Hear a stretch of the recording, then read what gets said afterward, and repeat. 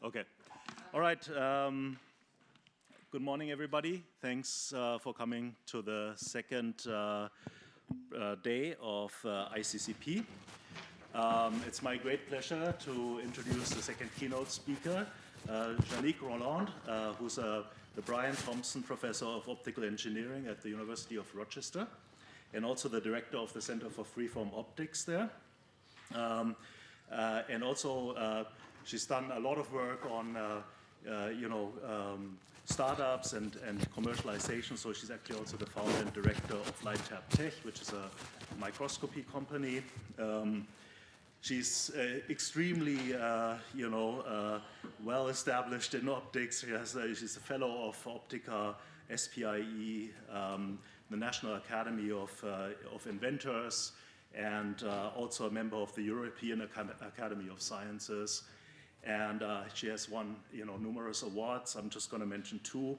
One is the David Richardson Medal, and one is the Joseph Fraunhofer Medal and Robert Barley Prize. Both of them are from Optica in the domain of optical engineering. And she's been extremely broad in her work, doing anything from aberration theory to metasurfaces. But of course, I think a big focus on freeform optics, and we will hear about that today in the context of AR and VR. Mm-hmm. So without further ado, let's welcome Jannick.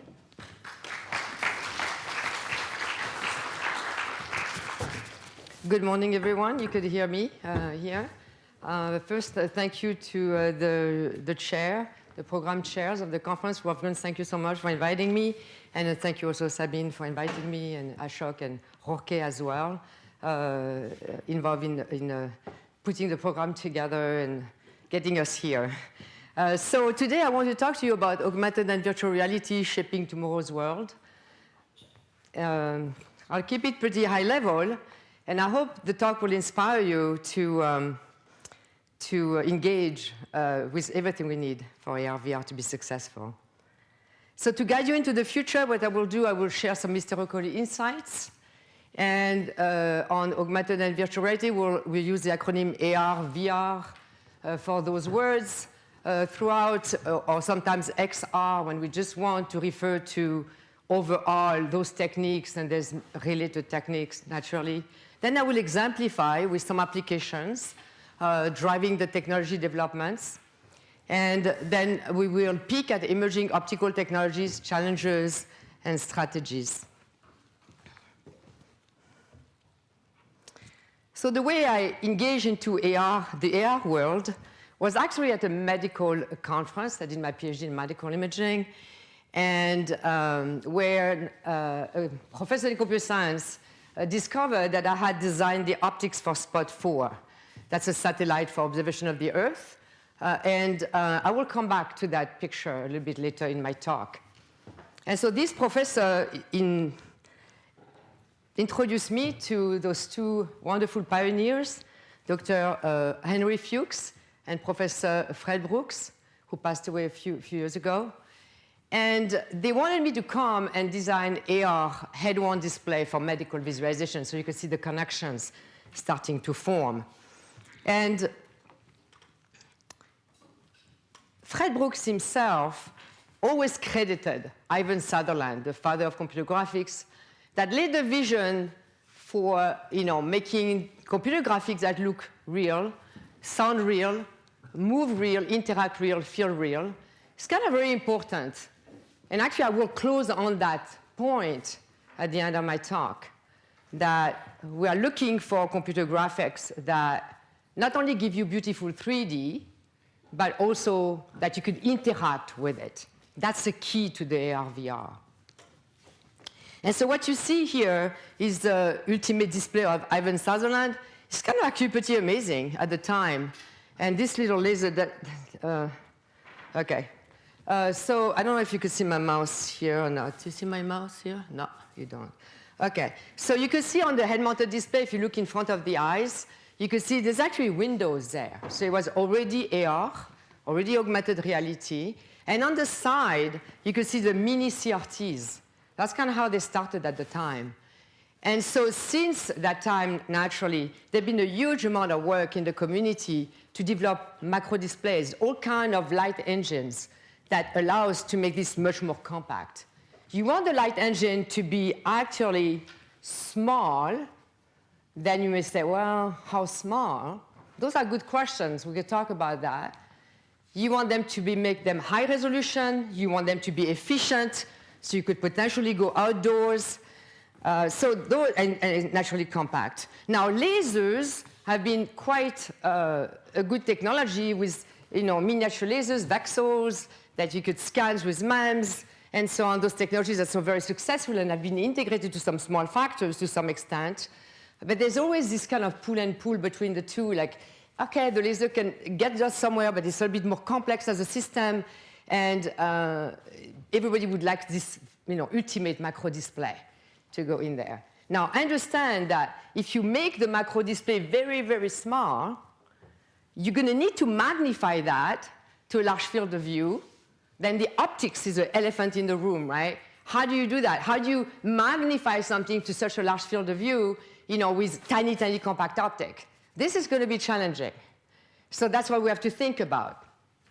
And so we want to make it small, but maybe not smaller than we really need to make it in the correct form factor. We really need to strike that correct balance here. So let's see that in action. This is Ivan Sutherland here at the time wearing his head-on display. He's tethered to the ceiling with a mechanical tracker. He had actually developed different kind of trackers, ultrasound, other things, and it was called the sword of Damocles because of that. And you can see at the time the computer graphics is just like a wireframe, right? So it's coming a long way since this time, okay, in 1968. So just to kind of make you appreciate the technologies that goes in AR, VR, I want to take a journey even further back in time. And so let's see what Denis Gabor had to say back in 1971 when he got his Nobel Prize. So knows. And you can access any part of it in less than a millionth of a second. So that's becoming probably into the next generation of computers. Another possible application which might take holography in the home is the selector vision of the RCA, the cassette television system where the film is not a picture but a hologram. Well, I don't yet know, nobody knows precisely whether it will be a success or not. Then future applications, well, I'm chiefly interested in 2 or 3 applications. One is to make holographic color better. The other is to make holographic panorama pictures, panoramograms, which looks like a window, and you look through it and you see a 3-dimensional panorama extending to the horizon. And the third, the most ambitious, is the 3-dimensional cinema without viewing glasses. That's a problem which I worked much, 1946, 47, just before holography. And then I found it cannot be solved with the old methods. And 20 years later, I discovered, to my great surprise, that holography solves this problem too. It's kind of amazing, I think, to hear him talk at the time. Like, sometimes when we do something, we think there's such a long pathway to an idea to be able to really, create that. So he invented actually the holography, and there was some prior work before that as well, a little bit, but he was credited for that 1948, where he kind of started implementing. That was before the laser was born. So that's kind of amazing if you think about that. And the very first implementation were more like it was a laser was more in the 1960s, early 1960s, a few years after the laser was invented. So it's pretty fascinating, I think, to see this kind of pioneer work and his kind of vision to the future. It's very inspiring. And so I wanted to show this plate of a beautiful butterfly. The butterfly is actually, that plate is called Jean-Marc Sauer butterflies. Jean-Marc Sauer was actually a nurse who spent a lot of his time doing expeditions and collecting beautiful butterflies.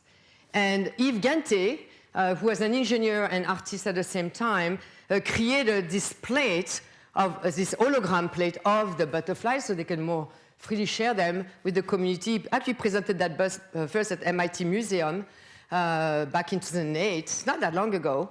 And there's also a paper you may want to read in Applied Optics that talks about the camera they developed for creating this full color hologram. Now, this hologram is static. But you understand that in this community, digital holography is kind of an active area of research. And, it's some of the progress is a little bit incremental these days. It's really a tough problem to solve. But it's really an important technology as well. And there's teams that are really pushing still that see holography as a means to do AR, VR in the future. So we'll also come back to that butterfly at the end. So for some time, quite a small community worked on AR, VR. When I first did it, with a little bit of a fluke, when I got introduced to AR, VR from the medical community, it was really a niche field, Everybody's like, whatever they're doing over there, it's kind of having fun kind of thing. It wasn't really taken very seriously. And it was very interesting. It's often the case when sometimes you do something a little on the edge. And it's kind of amazing today to see a growing diverse community, and with the global AR, VR market that was valued at $31 billion in 2022, and there will be predicted for $220 billion by 2028. A field that was considered really marginal and, probably with no real future back in the days. Actually, I was personally told, there's no future, do not go into it, there's no solution, by experts that were designing helmet mounted displays for the military. And interestingly, I decided to do it anyway, because I thought, hey, if there's no solution, if we find some, that would be really big. So let's do it. So that was really interesting to hear that so back then. But, like everything, when you say something is not possible, there's no solution, unless there's really a fundamental limit, physical fundamental, but even then, a lot of times there's assumptions you have to make. And when you break those assumptions, new solutions may emerge, and also new technologies emerge, like we're going to see in the talk, that were not available at the time they were saying there's no solution, there's no future. So we have to always take that for a grain of salt and really think on our feet in that case. So what drives the technology pool today? I want to share a few applications that I assembled together that speak specifically to myself, but also to many in the community. So the first application is those 5 kids here sitting on a bench. Actually, it's in Bretagne, not so far away. Here, Cheruex, if some of you are familiar with Bretagne. And those children are wearing their astronomical outfit, 1, 2, 3, 4, 5.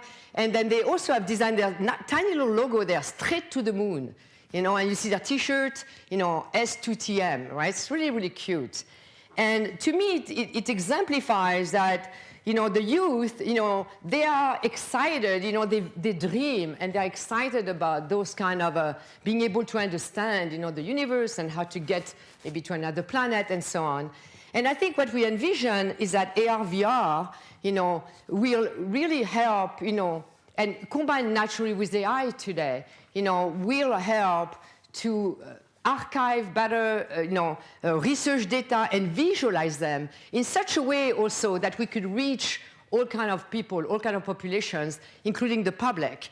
And it's very, very important. So it will augment scientific discoveries through being able to put everything together, because there's so much data out there, and we need ways to quickly process those data and understand the data, what they mean.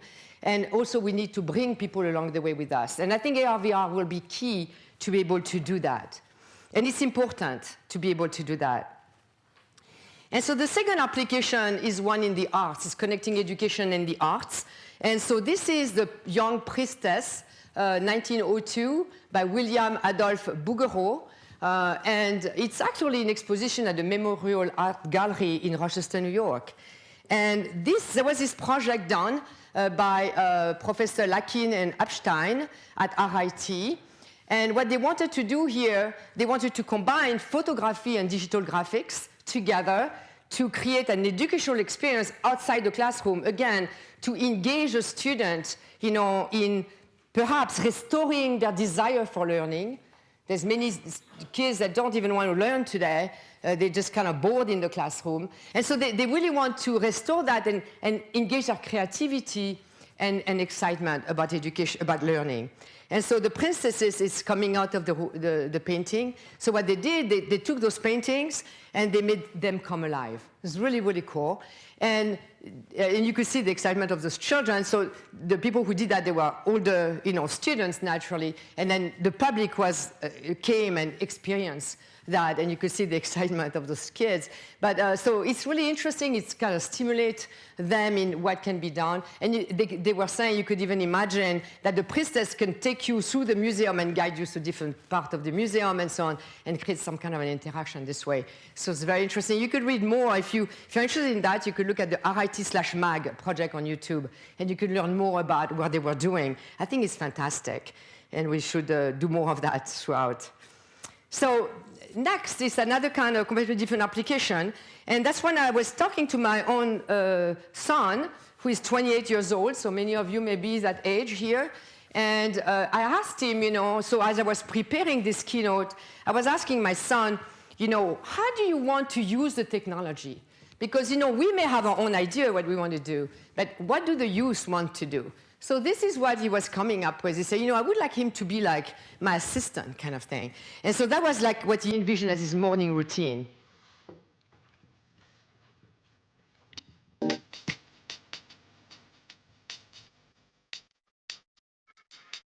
Good morning, Jarvis.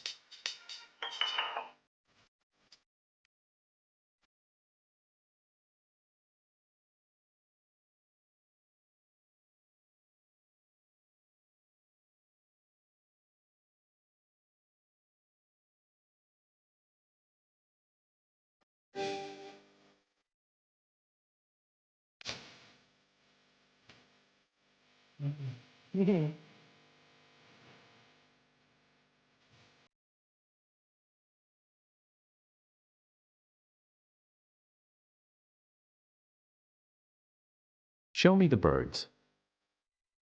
Okay, so, it's really interesting. I love this little hand. So you're all in computers, many of you are in computer vision. You can see that in creating this kind of experience, you need to have a lot of sensing happening. Everything has to be seamless. And the pot was actually something that really happened at home, where my son got burned with touching the pot. And he said, gosh, I wish we had these glasses here to tell me that it was hot, Mom.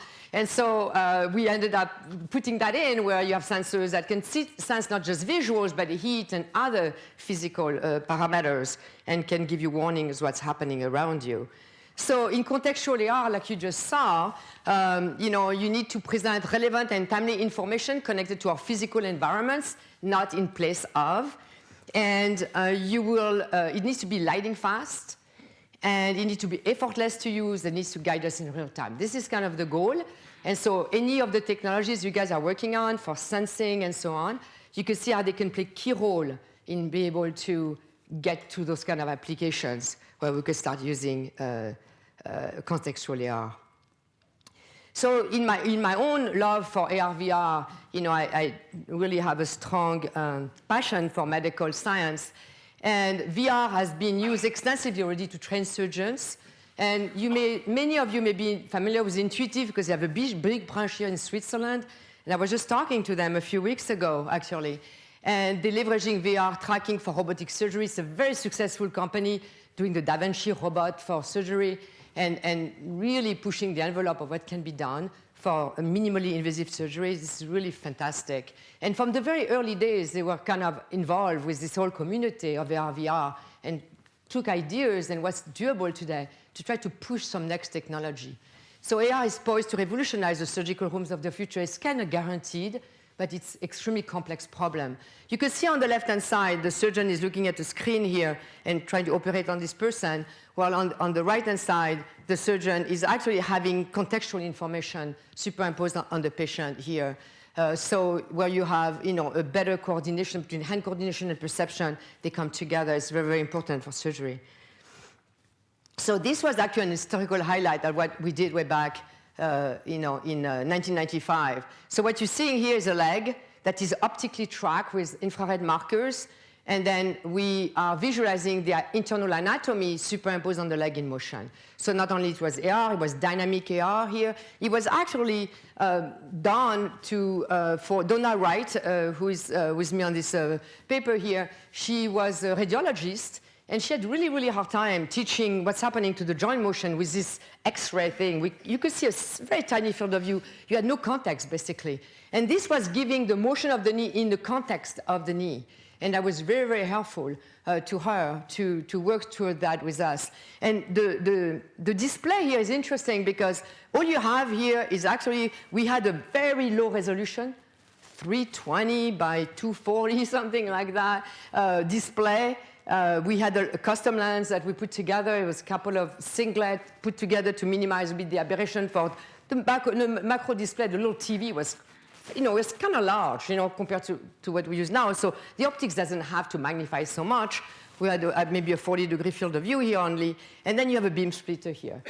So you would say, wow, how come you don't see the pixels, right? It's interesting. We don't see the pixels here. Well, the color is not that great, but, so basically what happened is that what we've done is we had actually put on top of the little TV it's like a Scotch tape.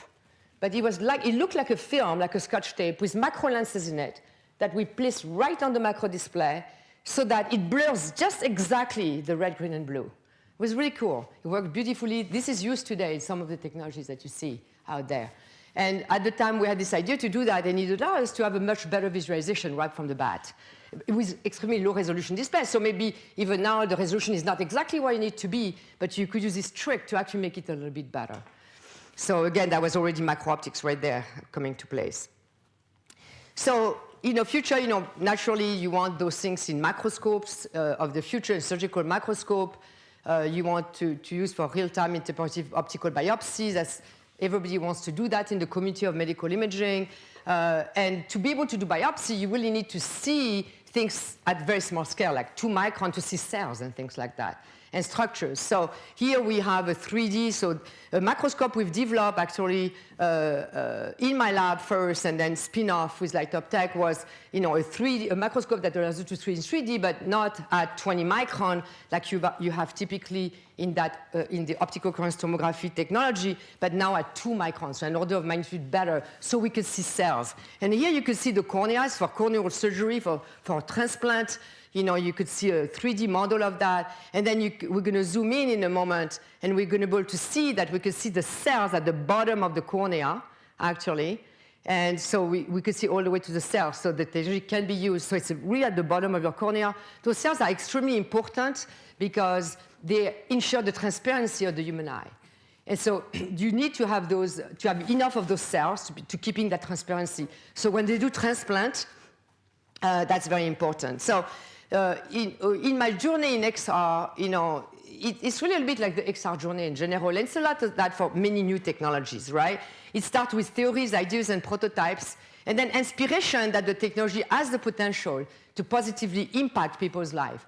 A lot of time, this is what drives people for years and years, beside the dollar amount that, naturally it's always good to have sufficient money to live, okay? But, and people make much more than that, but I think a lot of time the passion is really into enabling better lives for people.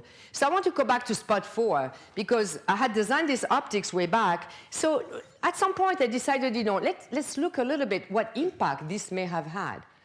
And so I looked at that, and I learned that Spot 4 captured a volcanic eruption in 2011 that led to the successful evacuation of over 4,000 people. So to me, that was really cool. I mean, it's like, oh, wow, this is so cool. And, I always go with this message that the technologies we are developing can have a far greater positive impact, than we ever imagined. So sometimes, as we start and we develop things, it's good to have the resilience to kind of follow your vision, because this can really go somewhere that you cannot even think right now. And so this is really interesting to think about that. So XR, to be able to really permeate our lives, like we've seen in some of those applications, must have multifaceted problems. We need multiple technological advances still, and for some time, to enable distance ranging and high-quality 3D that can be registered in space. We need full user mobility when we do that. Just not kind of just be a camera doing that. And it needs to be human-centric and interactive. So those are the kind of key things that needs to come together. So let's look at a peek at emerging technologies that in the challenges we face and some of the strategy we're going with for the future of that. So human-centric drive the optics to be compact, stylish and ergonomic. For the consumer market, it's very important, maybe a little bit less important, maybe for the medical doctor, for example. Socially acceptable, compliant with human perception. So human perception is very important. Many people in AR, VR either do or work with people in human perception. I'll just show a couple of things on that. Across a wide range of applications, we want this to happen. So this is a key to moving forward the AR technology. So Scott McEldoe, who is the director and research scientist at Meta, in 2017 said in one of his talks, many years from now, people are going to wear stylish glasses that offer both AR and VR. Yeah, so he said that. And so that's his vision. And he's working really hard toward that vision. And so we have to ask the question now, how do we bridge from pioneer concept of Ivan Sutherland to the stylish AR, VR, smart eyeglasses? How do we do that? And if we want to push it a little bit more even, will you consider the XR smart contact lenses? Would you? Perhaps, perhaps not, maybe. So the very first time that these AR glasses came out, about 2008, there was a huge push. And then you could see at the top, actually, so there's two major categories here. There's light guides. That's actually the correct word for them. But they're also called waveguides in the AR community because the term came in just, but in optics, waveguide is something different. So, but in AR, waveguide and light guide is kind of the same thing. Okay, and we'll look at that in a moment. And then free space optics, kind of two broad categories. You could see at the top row was the light guides there. At the bottom was freeform optics. Not freeform optics, was free space optics. It turns out that this one here, which she's wearing here, is the first freeform that we did when we were trying to do those glasses. Because as we were designing those head-mounted displays, at the beginning, they were kind of a little bit like the Ivan Sutherland display because of the field of view we wanted to create and so on. So at one point, we were asking ourselves, well, how can we do the eyeglass format? How can we do that? And it came actually just after I gave a talk. I was thinking about that, and my student also was thinking the same thing. We had some telepathy or something. And I looked at him and I said, yes, we can, but we're going to need to give up something. So how much field of view? Do we need? How do we going to do? So that's kind of how we went with that. And so this was more like a 16 to 20 degree field of view. It's kind of a small field of view compared to the other one we were designing before at 60, 70 degree or more. And to do that, we kind of decided, we say, we're going to have to go to more complex shape optics. It's kind of something that built on some other background I had done, maybe in medical, actually, visualization for medical data, that I had this idea to push that. And actually, the one on the left here that you see at the bottom is actually exactly the same spec. It has 6 optical elements. There's no freeform. And this one has just one freeform mirror and one lens. So that gives you already the potential for maybe what freeform can achieve. And the image quality was really similar, in both devices. But there's a problem. There's a problem with this display here. You can see how the mirrors is sticking out. So if we think of stylish, this was definitely not stylish, right? It was done in the lab with very low funding, but it did the job. Now the Sony up there on the right is kind of cool. I think they already nailed a little bit the stylish side. We are very, very impressed with the Sony display when it came out. Really, really interesting. It had issues, and they discontinued after that because there was a lot of issues. You use waveguides and waveguide light guides, but they had issues with that, especially also in manufacturing. It's very complicated. So that's kind of the early days. So just if you're not 100% familiar with just the concept here, so if you do a free first optics, you're going to have a macro display somewhere. Often it's like embedded on the side here of your glasses. And so here we're just showing a view just to do the concept here. You have a combiner in front of your eyes. The combiner needs to be your eyeglass, okay? And then you'll have maybe a couple of folding mirrors, maybe auxiliary optics. If you have glass, you're going to have chromatic aberration. If you have diffractive surfaces also, they can create chromatic if not engineered properly, and so on. So there's a lot of challenges here, but that's a basic concept, okay? So where the macro display is, that's where the CRT was in the old days, right? So that's for the free space optic. Now, the thing is, the light coming from the macro display needs to be channeled to the eye, but the eye is not a static entity. The eye is moving constantly. So as you move the eye, if you have a tiny eye box, which some technology early on were doing that, especially with the laser scanning, you had like a 1 millimeter eye box. It was really, really small. You had to fixate like really straight. And if you don't fixate really straight, you could call it the blackout, right? As soon as your eye moves, you don't have no more image, right? So to be able to not get the blackout, you need to have an eye box that's sufficiently large, or maybe you need to follow the eye moving. So there's things you could do perhaps, but understand that no matter what you're going to do, that it's going to be adding complexity to your system. And we're trying to stay in that eyeglass format. So it's so the eye box is really important. That's the region where your eye will go, where you could still see the whole field of view there. Okay, so the AR waveguide, I'm going to call them right now, because that's kind of the community talking about that like that.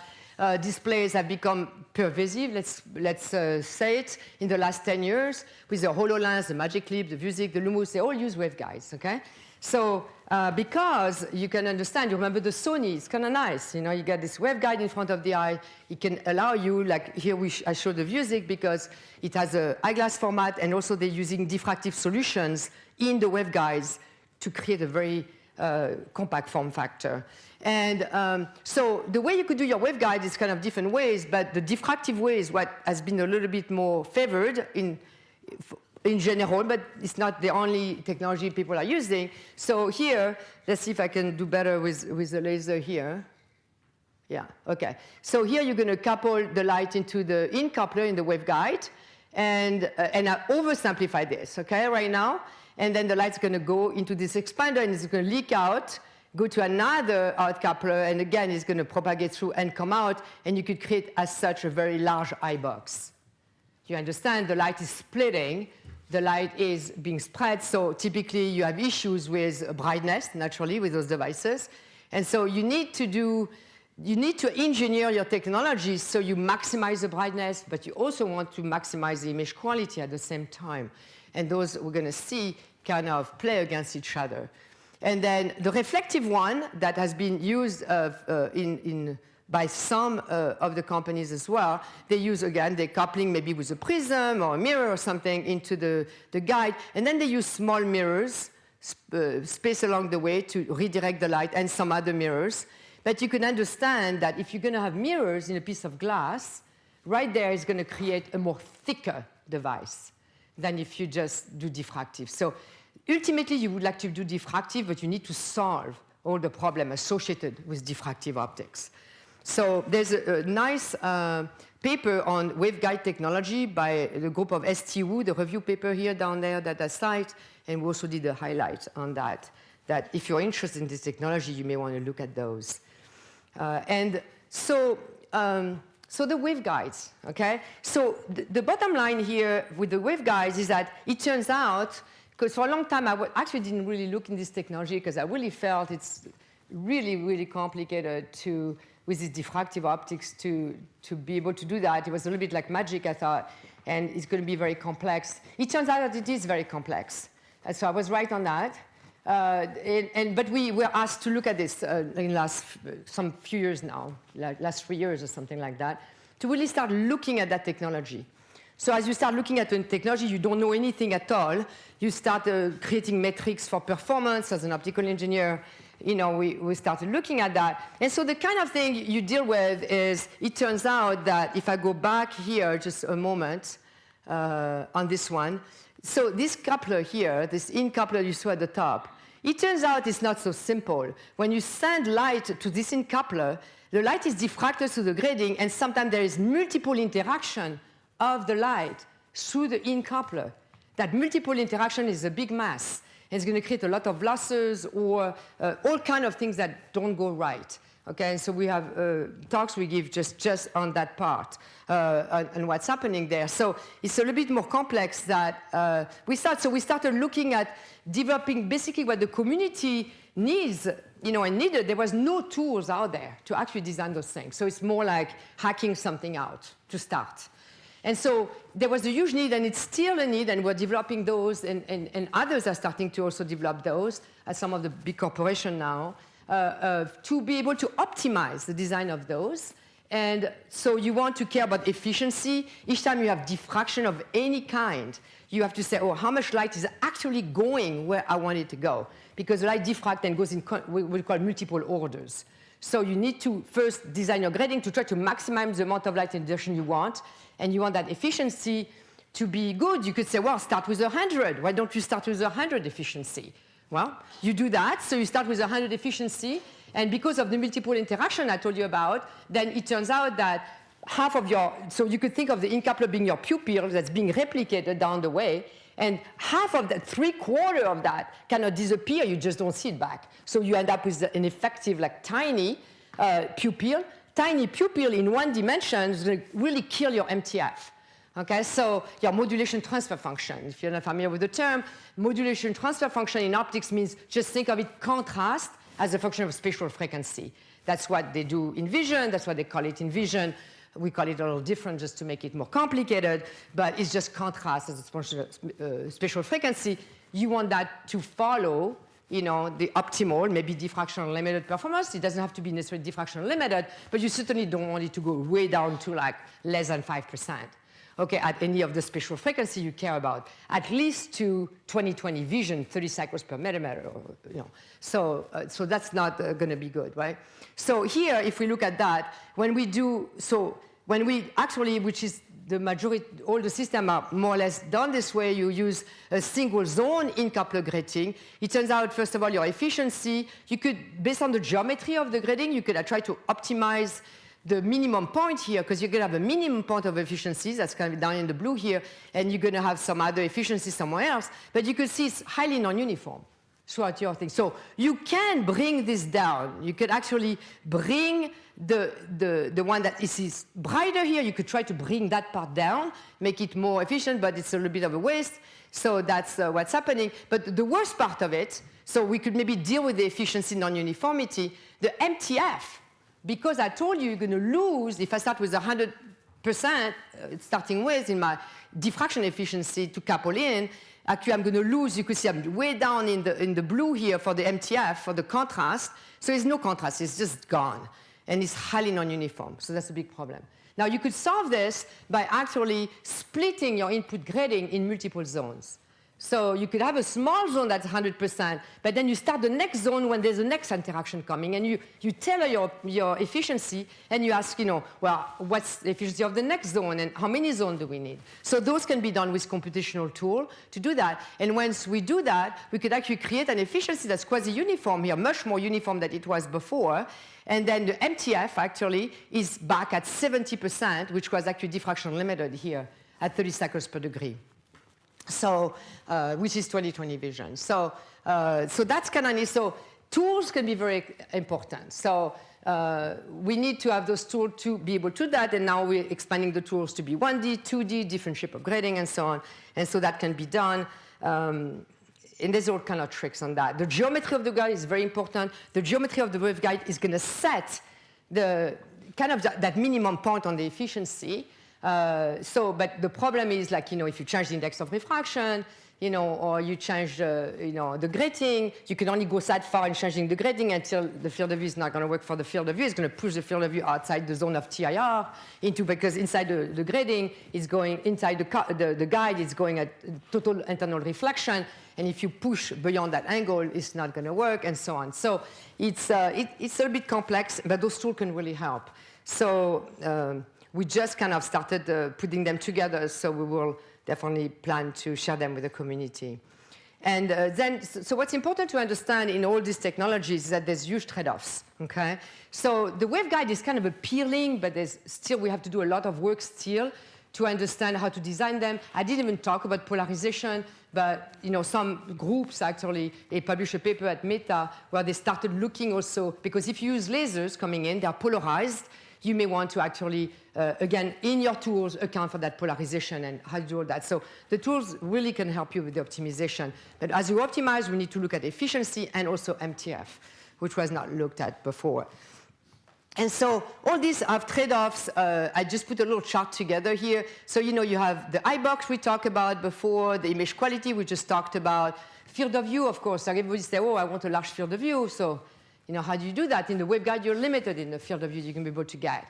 It's quite limited, actually. But, people are looking for solutions to do that. The form factor is naturally important. The brightness is important to go outdoors.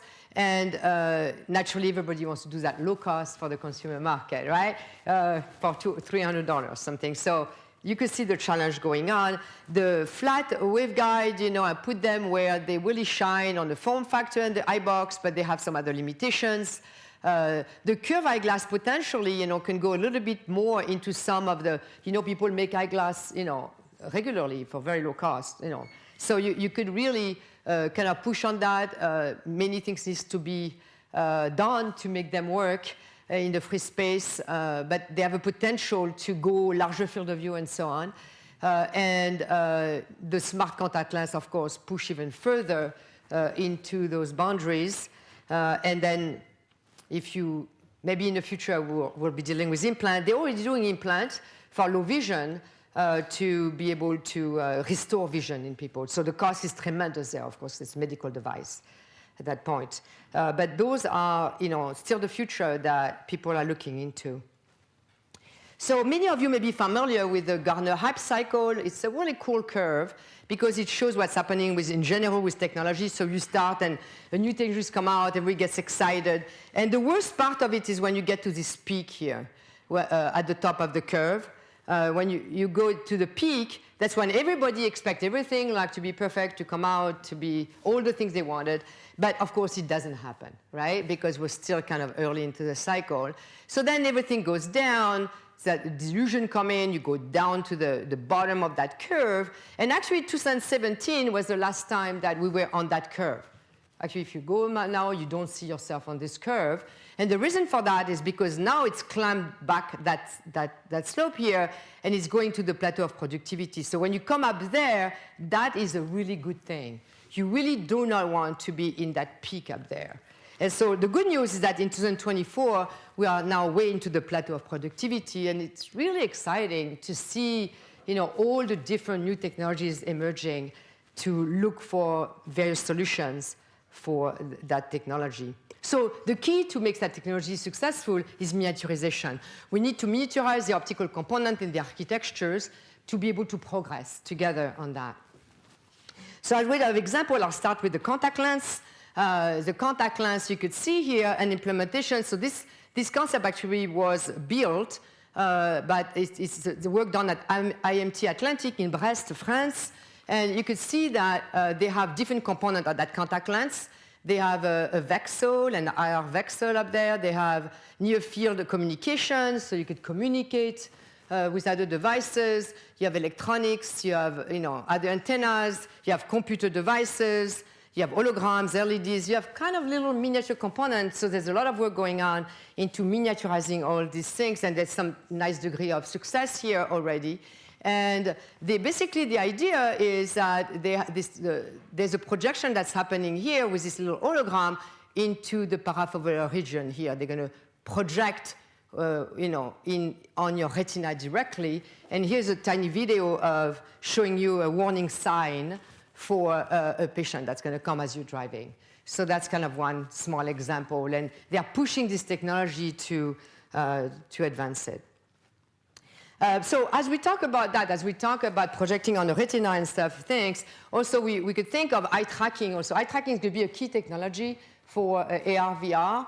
And one way that you could do it, there's many ways that people are doing it.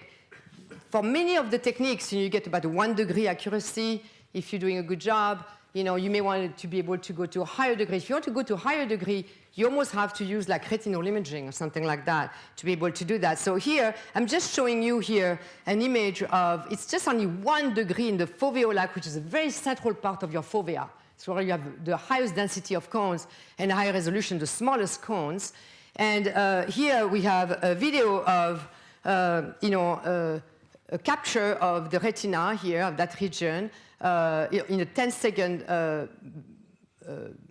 visualization of a stimulus. The stimulus was a little black box, and then we put like a marker on the black box so we could track where that was going. So because it was moving, the video is moving, you could see how you could use that motion, and you guys all, I know you know how to do all that, to extract the motion, the motion of the eye gaze on that.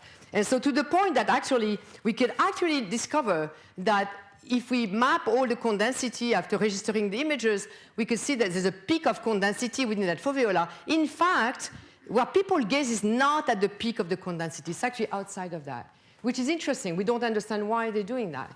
And it's common. It's not just this study.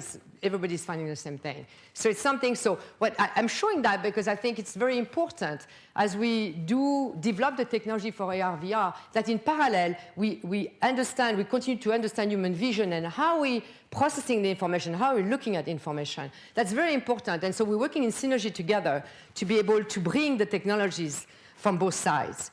And so here now, you could see what we've done is we created a very large image. It's 9 by 5 degrees. So remember, the conventional instrument actually is called an adaptive optics laser scanning ophthalmoscope. That's kind of the basic instrument. We kind of expanded that instrument to actually create a little bit virtual reality into here. And we now can present a large screen. So large screen, so we had 9 by 5 degrees what we recorded here. We could present larger than that. And then what we did is we're able to collage, in fact, all the different kind of scan that we did when the people looked at different places in the screen. But you could see that, so in our case, we could resolve the cones with extremely high resolution. But you could see when you go to wider field of view, you have all kind of features you could collect. So you could use those features maybe to track. You don't need to see the cones. So we could reduce the complexity to be able to track other features of the retina, maybe to do eye tracking. And that will allow us to go much more precise. So here you can see the fovea, the AOSLO is just this middle. We kind of went way beyond, actually, for the whole fovea and beyond the fovea, actually. And here is an experiment where they were looking at the scene, and then you could see that we could have very precise. So the blue is, if you don't have colorblind, the blue are the drift, and the fuchsia here, the longer stride lengths here, are the drift. Are the saccades, excuse me. So you have the drift in blue and the saccades in fuchsia here. And we could have extremely precise eye tracking, so we can combine the retinal imaging with that image they're looking at to be able to see where they're looking. But you could envision, well, you're going to see the next slide. Oh, well, we're not ready to put that on the head. You're going to see that. But you could see the vision still. You could see the potential approaches and simplifying maybe the technology to see how we're going to do that. And so we're working in parallel with these eye tracking techniques, this one and other techniques, to see if we could get better than the conventional 1 degree. Here we have less than 1 arc minute. It's way overkill, probably. Okay? But that shows the potential, right, of what can be done with complexities. That's the complexity of the setup. It's my student Ben Moon here who assembled this whole thing. So the OSLO is on the whole tabletop, and then we had this display here that we brought through an custom optical relay to the pupil of the eye for doing those experiments. You could see how big that is, right? But we are working in parallel for portable devices that build on those ideas. So don't be afraid to build large systems, but then use them to study and then bring those ideas to create the wearable technology. So mini technology will continue to play a role in XR as they continue to mature. MEMS, VXL, macro display, SLMs, and I added event camera. I loved the first talk on Monday. That was fantastic. And of course, standard camera as well that will maybe play in synergy together. This is really exciting technologies. And they will continue to advance, and they are advancing. In the optical realm, there's core optical technologies we are advancing. There's 2 of them I want to talk a little bit more about today, just because I'm working specifically in those areas, freeform optics and meta-optics. There's more, integrated photonics and other technologies also are starting to look at what they can do to bring everything to a compact level. So why freeform optics? So you may not be familiar with freeform optics, but freeform optics is the idea that your lens doesn't no longer have to be like a sphere or an A-sphere. So an A-sphere is still like rotationally symmetric, but the profile is not exactly a sphere, right? So the old technologies for 100 years, over 100 years, that's what people did mainly, okay?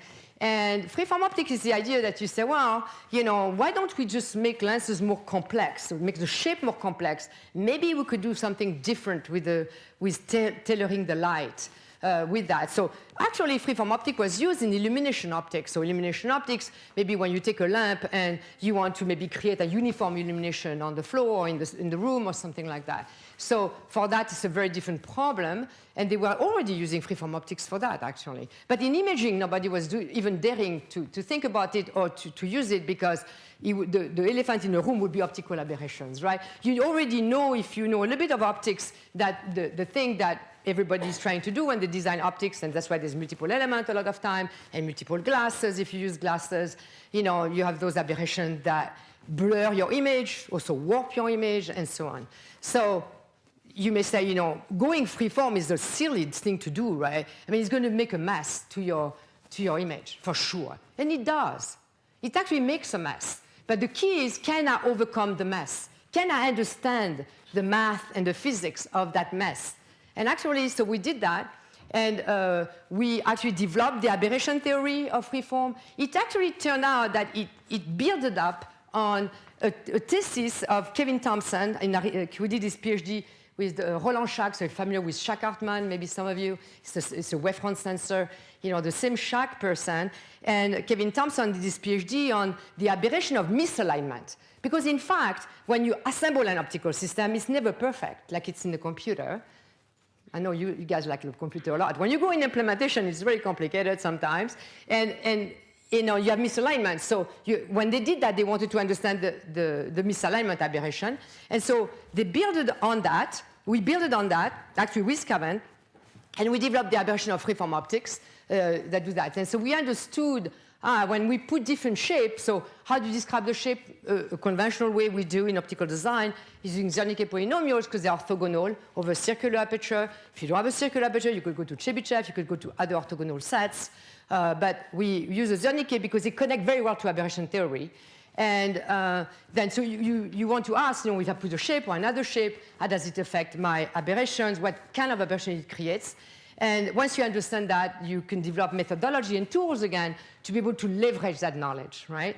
And so the reason, so I'll show that just the next slide on that, but basically the promise of freeform optics is that you could fold in 3D. So when you want to make very compact things, you could fold now. You don't have to stay in line. And then you could have a significant volume reduction that has shown across many applications, about 5x, sometimes the weight up to 10x because we use mirrors, all reflective because we could fold. No more glass, no more dispersion, no more chromatic aberration. So that's kind of cool. So broadband performance. And then with the emergence of 3D printing, molding, replication, potentially you could make those components for like $1 each or something. So the potential is there. It just takes time to develop all those technologies. So just to kind of give you a peek at that, this is Aaron Bauer's work on developing tools to leverage the theory of aberrations. Here what we have is a 3-mirror. I just took again that little 3-mirror thing that we just put together to show the concept. And then we put some different aberration here, some actually coma here on those M1 and M3. So M1 is a combiner, M3 is the other mirror. And then inputting just one shape, we look at the aberration. So the way to visualize the aberration is to actually look at full field display. So think of it as your detector, so X field of view, Y field of view, and you put a grid of points, and at each point in the grid, you say, how much of that aberration do I have? And so when you do freeform, you have different things that happen. Even when you put coma, you have some defocus, some astigmatism. Actually, you'd say, really, I put coma and I have astigmatism? Yeah, you do, because when you put a shape of coma on a mirror, but it's away from the stop, you could think of it like a differential, like you're walking on the coma shape, you're going to create actually the next order down, which is astigmatism. So you get astigmatism, actually even different type of astigmatism, and then you have coma also that's constant over the field, and then you have astigmatism that has a certain pattern, and with one shape, everything disappears here. Now, the scale is 125 waves.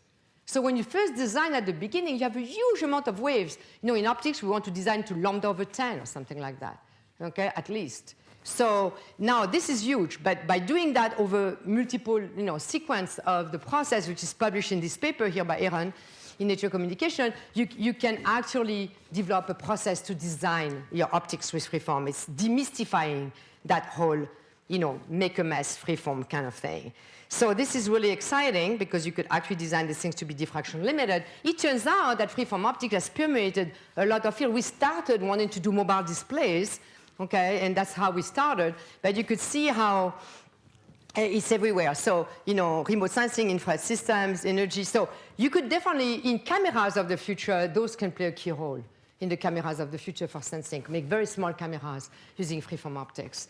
And now the technology to design them is kind of out there. Those are all actually the company, and I take this moment to thank them for their support, that have been, we had formed a consortium to actually work on all aspects of freeform optics, from design, so theory, design, and then manufacturing. Manufacturing is the key. We need to be able to do that, and now understand that those optics are no longer rotation symmetric. So you can put them together. There's all kind of different ways that we have to encode their orientation and so on, so that we could actually put them in a system to tolerances. So all these companies here, many in the AR, VR, but many others have been part of the consortium for freeform optics, the center that we have.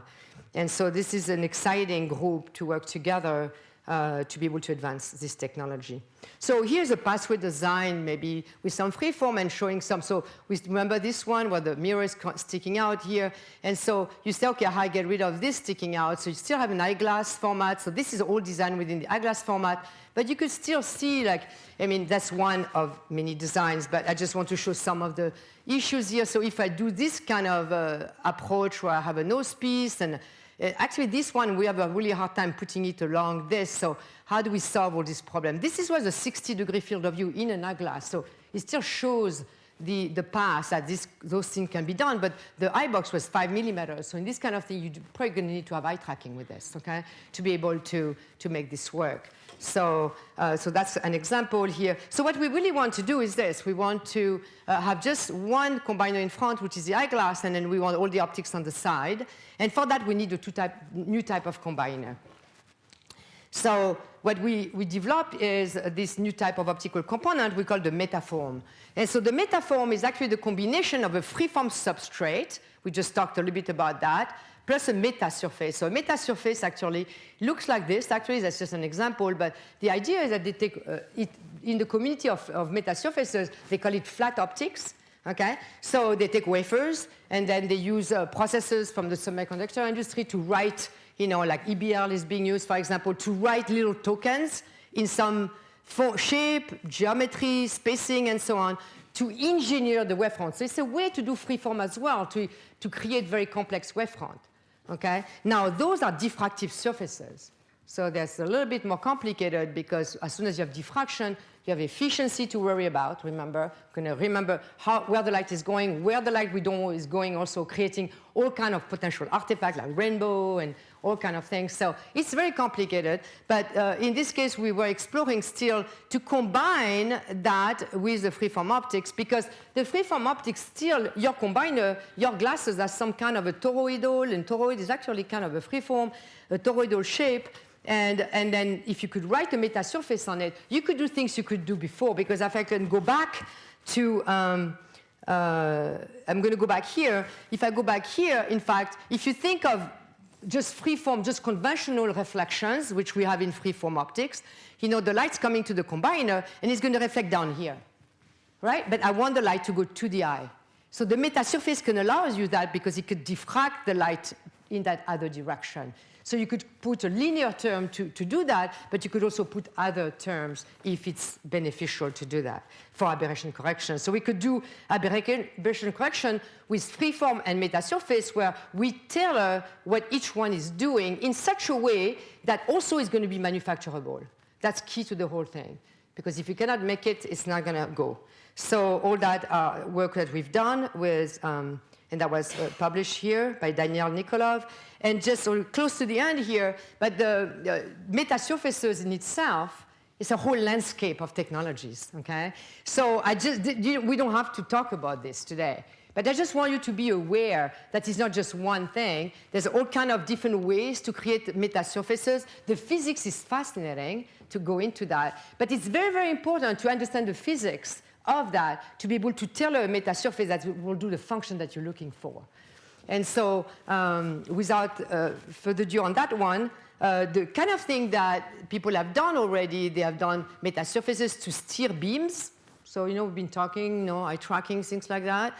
Lensing, holography, of course, and the freeform imaging that we just kind of talked a little bit about. So there's already application to kind of try different functions. We have to be careful because they are diffractive. So you're going to see sometimes broadband meta lenses, for example. We have to be a little bit careful because the terminology often from conventional design to maybe metasurfaces come more from the physics side, because the physics is very complex. You've got to really understand that to be able to get into that field.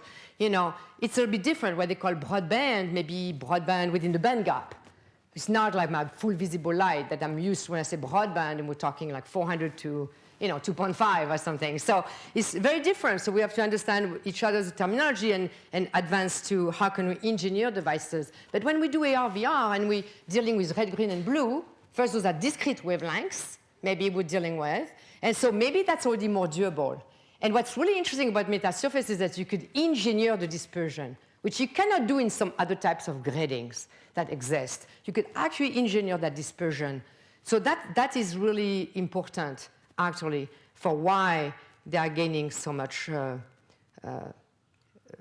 liking, or whatever you want to call it. So ultimately, you want those metasurfaces to be tunable and have multifunction. So here's a tunable device, just a concept, right, where actually here we're steering the beam by scaling the metasurface, we're stretching, we can steer the beam, and there's actually below is kind of an implementation of people doing tunable metasurfaces.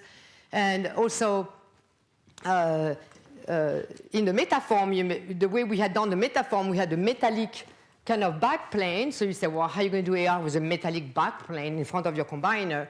So what we had done actually is create a set of holes, and those are very tiny. You don't see the holes, and they're embedded into protective sheets. So there's no issue with that. And you could actually make them very, in such a way, you could make your holes that are not regular. So remember, if you have a regular set of anything in optics, like holes or lines or whatever, that's when you get dispersion, meaning the red, the green, the blue, and all that. There's going to be a nice rainbow coming out.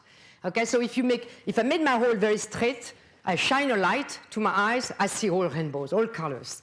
But now, if I know that trick, and I say, oh, okay, I'm going to make my holes, non-regular, so I'm randomizing the position and the size of those holes in an algorithm, in a computational algorithm, because you don't want the holes to overlap as well. So we developed some algorithm for that. And then we actually able to create something where you shine the light, think you're driving, you're wearing this device, you do not see any rainbow no more.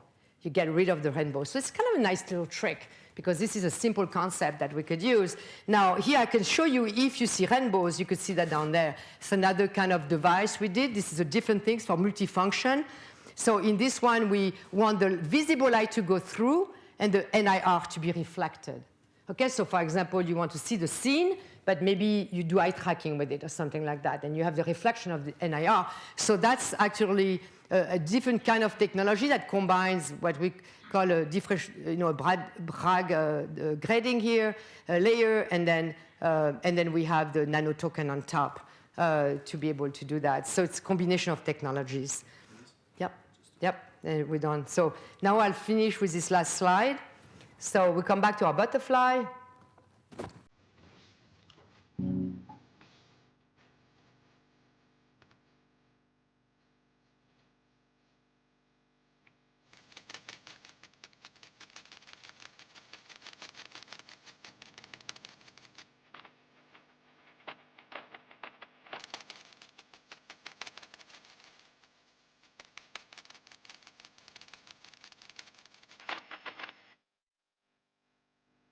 And I created this last video as my final to to kind of remind us that AR, VR is all about the interaction with the human. It's not about just making beautiful 3D. It is also about making beautiful 3D, but it's also about interaction, even more important. Thank you.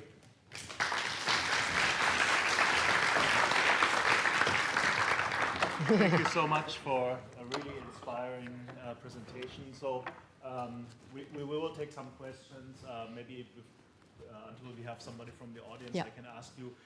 Where do you see I see that you in your designs you are using sort of a classical mini projector type situation. Where do you see the trade-off with that versus holography in head-mounted? Yeah. So holography is still, I think, in the phase. I mean, when people I have some colleagues working on digital holography, and you know, still the image quality is not satisfying to them, and field of view is not there, and many things. So I think digital holography is still being developed, and maybe the metasurfaces will help making new type of higher resolution holography, maybe wider field of view, and so on. So at this time being, the holography is kind of more, a little bit more on the sidelines, but doesn't mean they don't have a potential for the future. But they don't match any of the parameters that you would expect. But it's a very exciting technology, of course, and that's why I included it. So in the light engine, you know, the laser scanning has been on in and out. Early on, you know, when you had the laser scanning, you had a 1 millimeter eye box. So this is a big problem, right? So you definitely need eye tracking. For that, you need eye tracking for sure. So at the end of the day, you know, when you start adding MEMS and all kind of stuff to scan, it gets more complex, right? So ultimately, some people, at least to some solution space, they really, really want to have the macro display. So people are working on miniature micro display out here. I was just at a conference last week, and Mojo Vision, for example, they were doing actually contact lens for a while, and then they backed out of that because it's very complex, and they backed back, and they're actually working on a small macro LED, and they're pushing that kind of technology. So it's very exciting to see that because it's very bright what they have. So brightness is a key. So everybody is pushing that and getting the resolution, the brightness. But the brightness is even like the top parameter right now. And then the resolution, as I said, there's tricks also we could play for now and then move it along the way. So yeah. Right. Yeah. Thank you very much for the talk. Yes, I'm here. Okay. Thank you very much for the talk. I just have a question. So it's very great to see that you worked on having like all this on like eyeglass form factor. Where do you think these head-mounted displays we have today stand with the see-through video and these kind of things? Is it just a step to get there, or is it a competitor? Maybe not. No, so you know, we used to do video see-through. We call it video see-through at the time. So now it's called spatial computing. But it's called video see-through way back when I was working with Henry Fuchs. Actually, that's what he was doing, essentially video see-through. At the time, however, we didn't have a way to make the camera so small. So the problem with the video see-through is that the video capture has to be coordinated with your eye point. So now they can make it very tiny. They make it there. Maybe there's a little bit of a, you know, kind of a spacing still from. It really ideally needs to be at your eye point, so the proprioception and the vision come together. And we did actually psychophysics experiment on this to show the importance of that. It turns out that after we did this one paper with one of my colleagues in psychology on testing because Henry wanted us to go to the campus and walk with those video things through campus. We're like, no, we're going to kill ourselves, Henry. So we didn't do that, but we created a box and a kind of thing to test some task. And I was a guinea pig in the experiment. I'm always a guinea pig in my experiments. And I sat down after the experiment, and they gave me a drink. It was actually a soda, which I don't drink soda typically, but I did that day. That's all they had, I guess. And I almost poured the soda on my head because I had adapted my eyes to the wrong place. So as we do video, we need to keep that in mind, depending on the application, especially, for example, in medical surgery, what we were looking at the time, is very critical. So it turns out that Henry, from that one experiment, completely changed how he wanted to do the technology.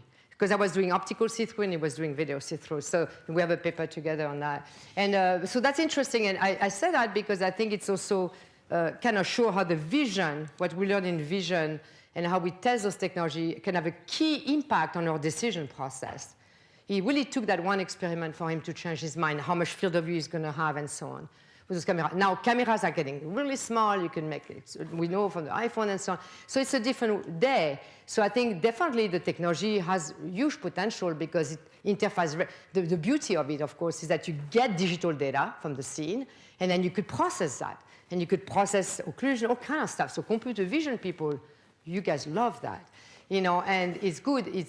So it will definitely have a place, Now, for different applications, we've got to see, because in medicine, we have to be real careful that we don't have some, not cutting the wrong part of the body, for example.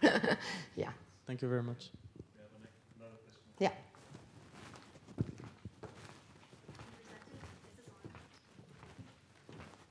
Hello? Okay. You presented the design space for the meta surfaces and engineering the dispersion. Can you talk about the particular challenges of the combiner, or any particular challenges that may be overcome with new technology? So with the meta surface, one place like we are applying them is with the waveguide. So you could use them to couple light in the waveguide, and you would have maybe, you expect to have a way that you can more easily manufacture those surfaces with nanoprint and so on. So the meta surface have a huge advantage, first of all, also in the engineering of dispersion, but also in the manufacturing. So we think that could be a good thing. So right now, we're using them in the waveguide right now, but we are still definitely pushing on the side, still with the free space optics. And your specific question is on that? The particular challenge, but I think you... So the challenges, because you have a freeform, and you need to actually precisely register to the nanometer scale the meta surface on the freeform. So the alignment of that is very challenging, but if you have features on your freeform, you could actually, so we did it actually. We actually implemented that, and but it was challenging because the machines that do that, first of all, they don't write on curved surfaces, but we found a way to write in zones. So we refocused the machine to write in zones. And so the way we did the combiner with toroidal, we were able to write in zone like this. But still, we had to have the people who helped us in Michigan, they actually flew a guy from Japan to come and modify the machine so we could actually do that. So the challenge right now is that the tools are not there, to do those kind of things. But it's coming. People are seeing the potential. So now people are starting to develop new kind of ways to write, not only on flats, but maybe also on curved surfaces. And then you need to make sure you have fiducials, both on your freeform, to be able to register your meta surface correctly to the nanometer scale. Because the freeform has a shape, and the meta also create a shape. So if they're not fully registered, you're going to have lots of aberrations being created. So that's manufacturing, I would say, are the big challenges actually now. Designing can be done, yeah. Thank you. All right, let's take one more question. I have several questions. Okay, so the main question is this. I don't know if it's working. It's working? Yeah, it's working now. It's working. I need to press. No, it was working. Yeah. Okay, so if, from what I understand, all these displays project the virtual image to infinity, right? No. No?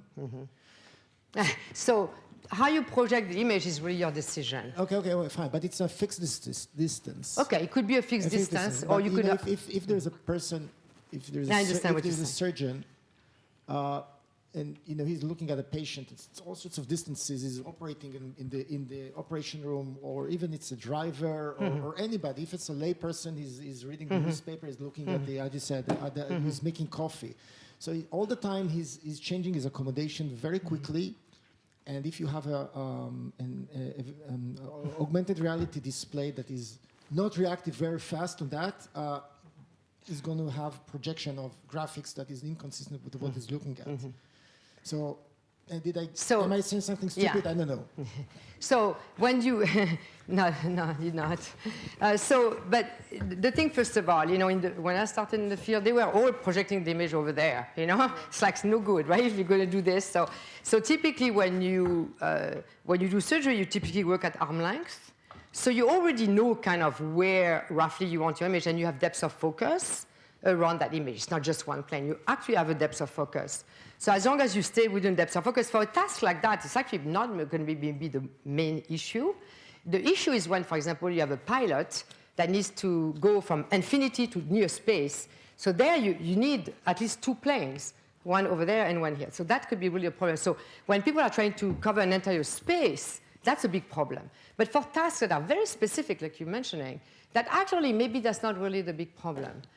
So, but people are working on trying to create, So, for example, way back, we actually created a mini display. So it's within one plane. It had a set of LCD, spaced like 10 microns apart, was transparent, and we could display the information on each panel, and that actually filled the entire visual space. And the problem, like, they were doing those for like more the TV, so the large screen.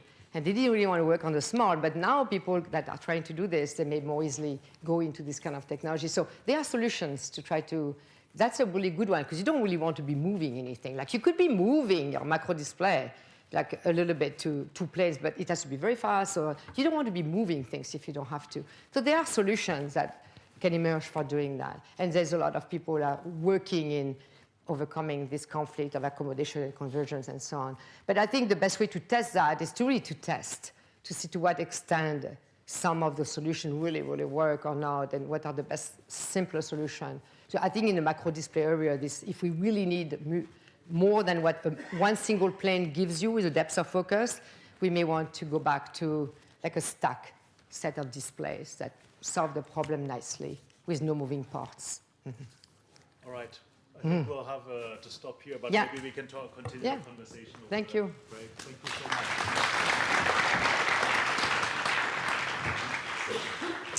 much. Okay, before I let you go get your coffee, just a couple announcements. So, well, 3 announcements. So, because we're running a little late, we'll start 15 minutes later, 11:15. But please be on time. Then just after the next session, we'll have the photograph taken right outside this door. So we'll take the picture from the other side, just line up right outside of this door. And then, for those of you who signed up for the industry consortium, don't forget to kind of grab your lunch and then go to the room downstairs. The volunteers will show you where to go, because this will take place over lunch. So thank you very much. Enjoy your coffee. Be back here at 10:45.